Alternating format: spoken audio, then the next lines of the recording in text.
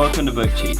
Today we're going to be talking about To Kill a Mockingbird, Chapter 13. So the beginning of this chapter starts directly after the last chapter where Aunt Alexandria was on the front porch. Aunt Alexandria has Calpurnia bring in her bags, and she immediately starts to discipline Scout. Well, it's a waste of time. Nobody'll come to it. You wait and see. She tells Scout that she needs to stop scratching her head, and Scout tried to figure for how long Aunt Alexandria was visiting, and she asked Aunt Alexandria if she was just visiting. Aunt Alexandria says, "Oh, your father Atticus didn't tell you? I'm gonna be staying here for a while." Scout explains that in Macomb County, staying there for a while could mean anything from 3 days to 30 years. Aunt Alexandria explained that Jem and Scout were growing up, and she and Atticus thought it would be good if they had extra help around the house to raise the kids. Scout's world began to shatter around her.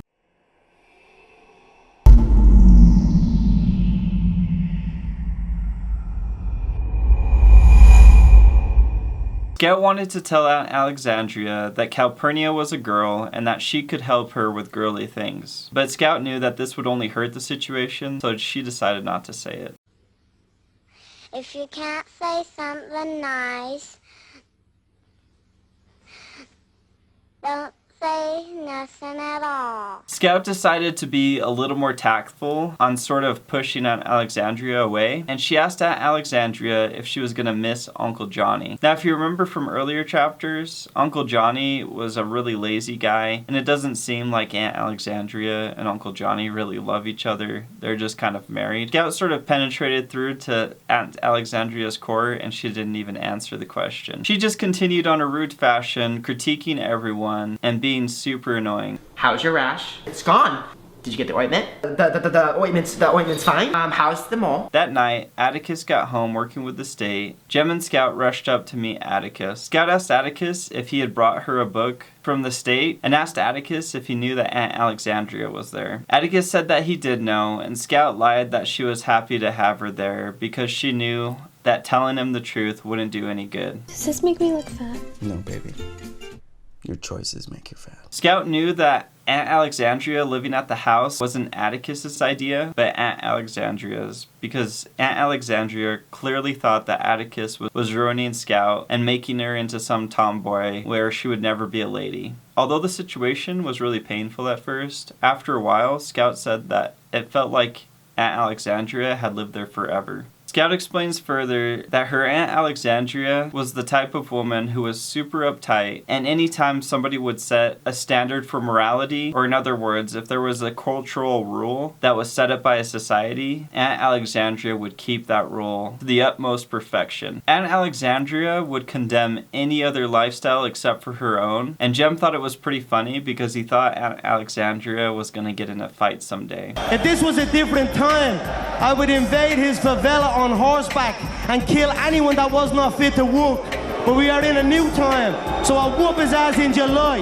As Aunt Alexandria went on to critique everybody in the town. Why, those E-Wells, they're just the dirtiest folk out there. If I was to live like them, I would go straight to hell. Atticus tried to shut her up by saying that the Finches could be made fun of because they were known for marrying their cousins. Scout sort of explains the situation, why the Finches had to marry their cousins, and she says that Macomb was a town that was too far away from the river so that it couldn't grow, and that new people wouldn't really move there, and that it was pretty much the same families as when the town originally started. And because there was few people, the Finches were forced to marry their cousins. And because families had been in Macomb for generations, gossips and stereotypes had developed about each family. Aunt Alexandria said that the longer you lived in Macomb County, the more dignified you were. And Jem joked that the Ewells must be the most dignified family out there because they had lived behind the dump for 3 generations. Even though Aunt Alexandria fit into Macomb like a glove, Scout couldn't believe that Aunt Alexandria was Atticus and Uncle Jack's sister because she was so different from them. The only time that Scout really appreciated Aunt Alexandria was at meal times because she was such a good cook.